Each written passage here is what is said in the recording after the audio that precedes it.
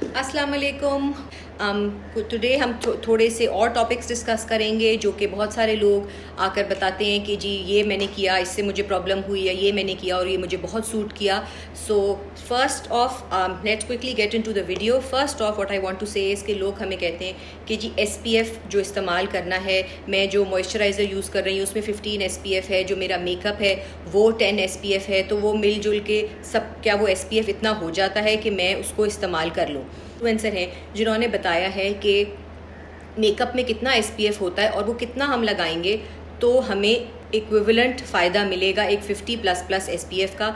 ये आप पिक्चर्स देख सकते हैं कि इन पिक्चर्स के अंदर उसने बताया हुआ है कि इतना हम कंसीलर डेली बेसिस पर इस्तेमाल करते हैं और इतना कंसीलर ज़रूरी है कि हम अपने पूरे चेहरे पे लगाएं कि हमारी SPF कवरेज इतनी हो कि वो हमें सन से प्रोटेक्ट करे।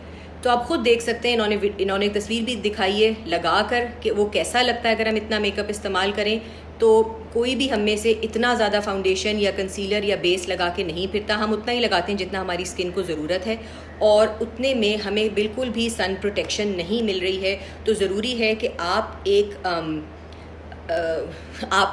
सन ब्लॉक लाजमी लगाएं।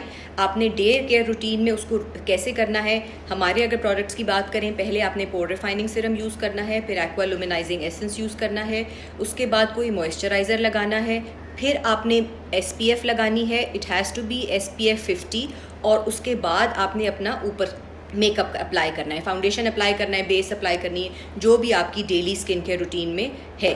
तो ये आपका मस्ट है। SPF is a must. You can not go outside और even stay at home without sun block. ये बहुत ज़रूरी चीज़ है। हम में से बहुत लोग इसको स्किप करते हैं, यंग होते हैं, SPF की ज़रूरत फील नहीं होती, फटाफट उठे स्कूल चले गए, कॉलेज चले गए, लेकिन इसको बिल्कुल भी इग्नोर नहीं करना, ये बहुत ही ज़रूरी है। दूसरी बात जो एक मॉइस्चराइज़र्स की मैं बहुत दफ़ा बात करती हूँ कि वो बहुत ज़रूरी है आपकी स्किन के लिए। अब उसमें I personally like to use a different moisturiser for day and a different moisturiser for night, क्योंकि मेरी रिक्वायरमेंट फॉर डे और नाइट बिल्कुल फ़र्क है। दिन में मैं चाहती हूँ कि मेरा मॉइस्चराइज़र ऐसा हो कि जो मुझे मेरी स्किन को प्रोटेक्ट करे, जो कि बहुत लाइट वेट हो, फास्ट एब्जॉर्बिंग हो, और जो कि मेरे आने वाली सनस्क्रीन को भी बेहतर सेटल इन करे। कभी होता है आपका बहुत ही ग्रीसी सा मॉइस्चराइज़र है, उसके ऊपर आपने सनब्लॉक लगा दिया, वो सनब्लॉक हिलता ही रहता है सारा दिन, या वो इतनी वाइटनेस क्रिएट कर देता है कि वो जाती ही नहीं है, ऊपर मेकअप एप्लीकेशन नहीं होती। So my requirement for a morning moisturiser is कि वो थोड़ा लाइट वेट हो, थोड़ा उसमें प्रोटेक्टिव एलिमेंट्स हो, एक्टिव एजेंट्स ऐसे हों कि जो मुझे प्रोटेक्ट करें, लेट्स से नाइसिनामाइड हो, विटामिन B5 हो।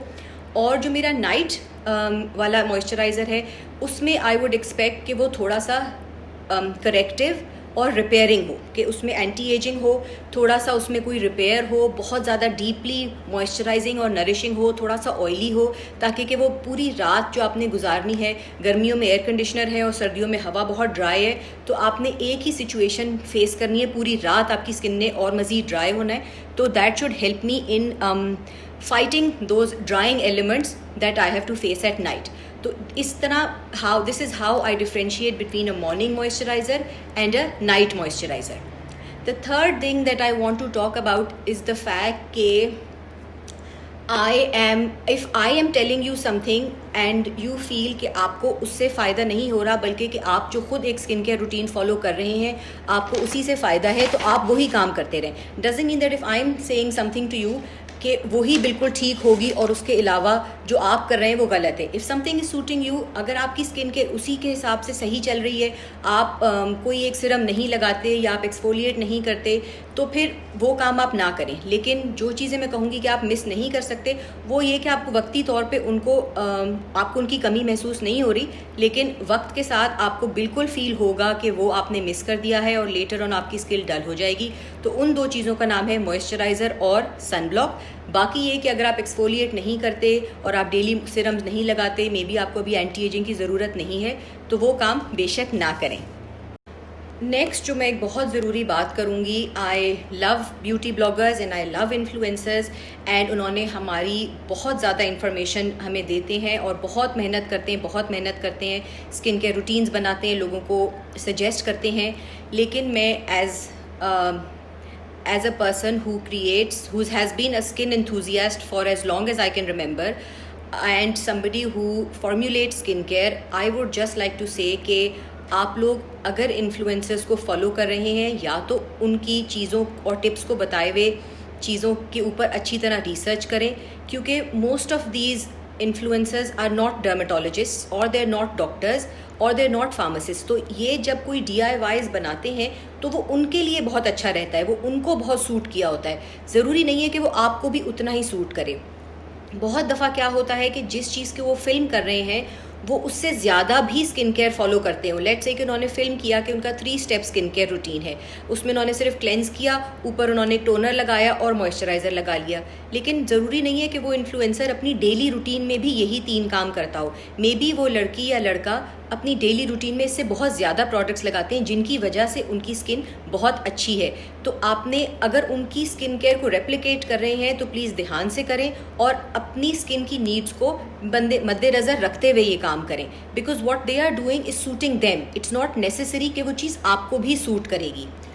तो आप अगर ब्यूटी इन्फ्लुएंसर्स की DIYs, उनकी स्किन केयर रूटीन को फॉलो कर रहे हैं तो ध्यान से करें, अपनी रूटीन को मुकम्मल तौर पे मत छोड़ें, 1 by 1 प्रोडक्ट ऐड करें, क्योंकि ज़रूरी नहीं है कि जो चीज़ उनको सूट कर रही है वो आपको भी सूट करे। तो आपने जब भी किसी की स्किन केयर रूटीन को रेप्लिकेट करना है तो आपने 1 by 1 प्रोडक्ट्स रेप्लिकेट करने हैं, या आपने अपनी चीज़ों को नहीं छोड़ना और उनको एडिशनली यूज़ करना है। क्योंकि even dermatologist and pharmacist never suggest कि आप उनकी चीज़ों को एग्जैक्टली रेप्लिकेट करें। वो हमेशा कहते हैं कि आपकी स्किन को फ़र्क चीज़ सूट करेगी। जब आप एक डर्मेटोलॉजिस्ट के पास जाते हैं वो आपकी स्किन को ध्यान से देखते हैं, उसके बाद वो आपको चीज़ रेकमेंड करते हैं, वरना तो there would be no need for dermatologist if everybody was going to get beautiful skin using just a couple of products. तो ज़रूरी है कि आप इन चीज़ों को बहुत ध्यान से करें, इनको फॉलो करें, ज़रूर उनकी टिप्स को लें। ये लोग बहुत मेहनत करते हैं, लेकिन आपने उसको अपने स्किन के हिसाब से काम करने देना है और आपने इस चीज़ का ध्यान करना है कि वो आपने वक्त देना है अपनी स्किन को, कि उससे वो देखें कि कोई रिएक्ट कर रही है, कि वो आपके लिए सही काम कर रही है। So you have to be very conscious of what you follow and whom you follow, and ask the blogger, ask the influencer कि जी आपने ये चीज़ सजेस्ट की है, आपने इसको कितनी देर इस्तेमाल किया, आपको इसके पॉजिटिव रिजल्ट्स आए कि ये आपने सिर्फ उस ब्रांड के लिए एक वीडियो क्रिएट की थी। ठीक है, so be vigilant, be a vigilant consumer. आपने हमेशा कभी भी कोई प्रोडक्ट खरीदना है उसकी इंग्रेडिएंट्स को ज़रूर पढ़ना है। बहुत सारे लोगों को फ्रेग्रेंसेस से एलर्जी होती है।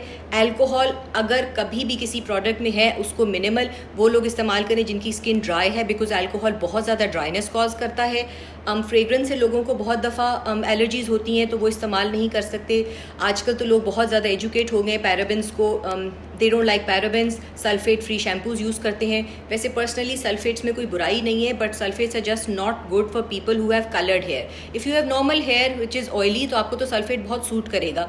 सो even if you buying commercial shampoos it's all right, but ये कि अगर आपके कलर ट्रीटेड हेयर है तो फिर आपको एक सल्फेट फ्री शैम्पू चाहिए। तो always you read the ingredients, make sure कि उसमें कोई ऐसी चीज़ नहीं है जो कि आपको सूट नहीं करेगी। Thank you for watching. Let me know how you like this video and I will come up with another episode. Allah Hafiz.